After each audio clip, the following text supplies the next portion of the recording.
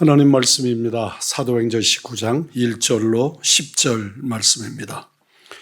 아볼로가 고린도에 있을 때에 바울이 윗지방으로 다녀 에베소에 와서 어떤 제자들을 만나 이르되 너희가 믿을 때에 성령을 받았느냐 이르되 아니라 우리는 성령이 계심도 듣지 못하였노라.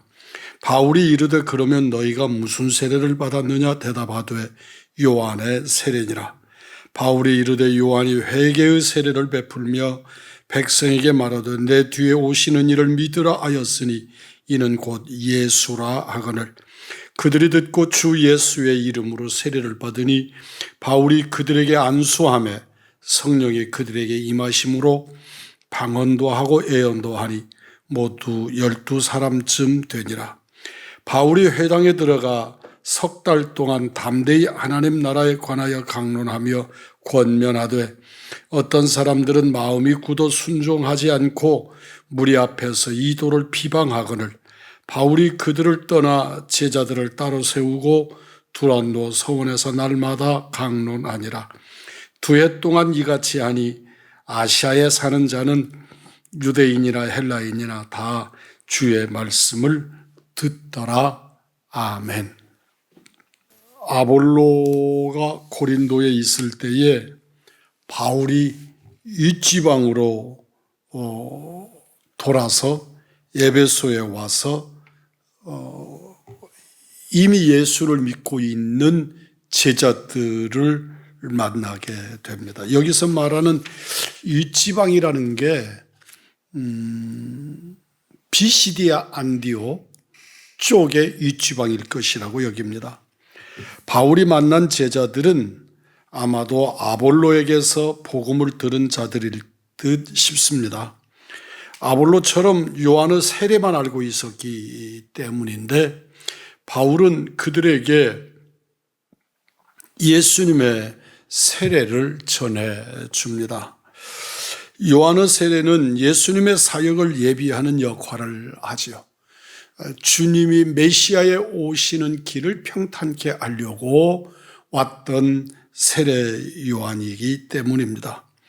예수님의 세례는 예수님과 성령님을 연결시켜주는 역할을 합니다. 바울에게 있어서 예수님의 세례는 성령의 임재와 분리할 수 없습니다.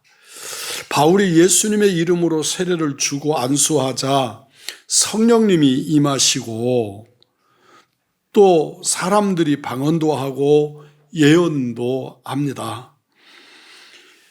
이 장면을 어디서 본 듯 하지 않습니까?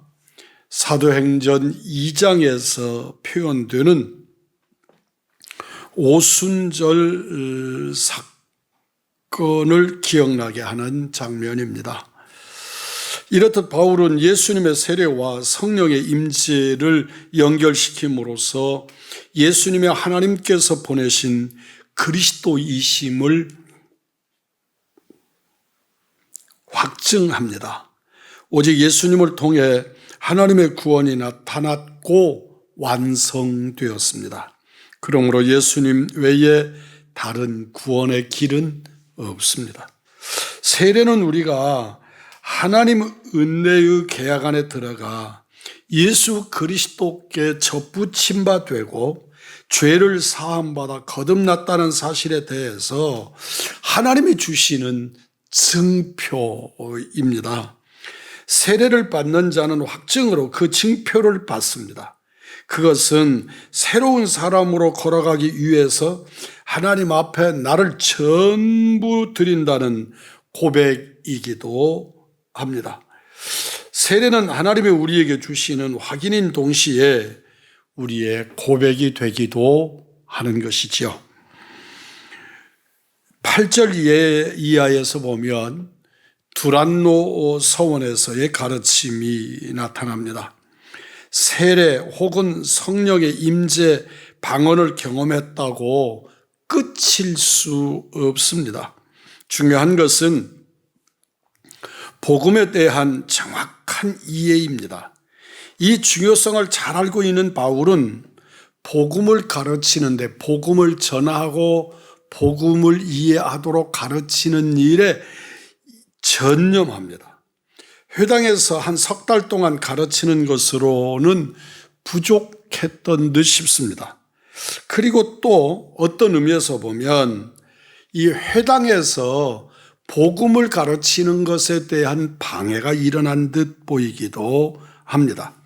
바울은 따로 제자들을 세우고 두란노 서원에서 날마다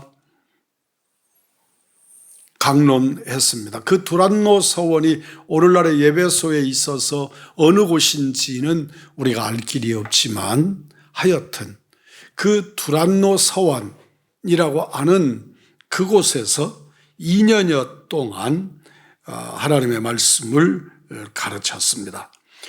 이 결과로 많은 사람이 복음의 뿌리를 내릴 수 있었습니다.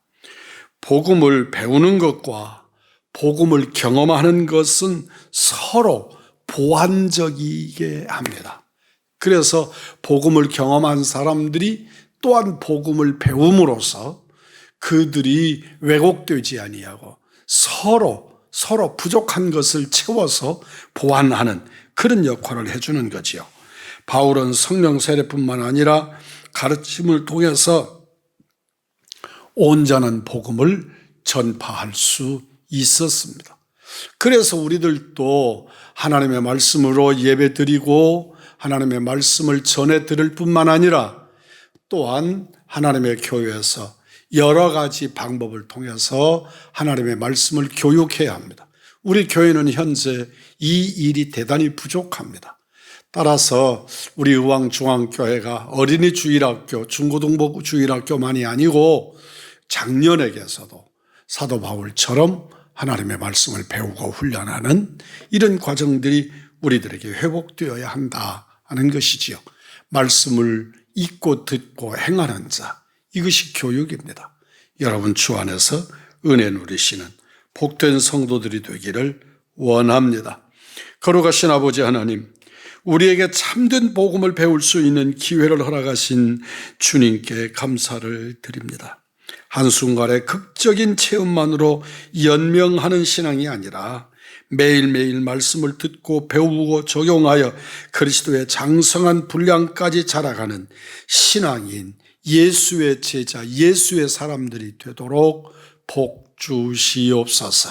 우리 구주 예수 그리스도의 이름 받들어 기도 올리옵나이다. 아멘.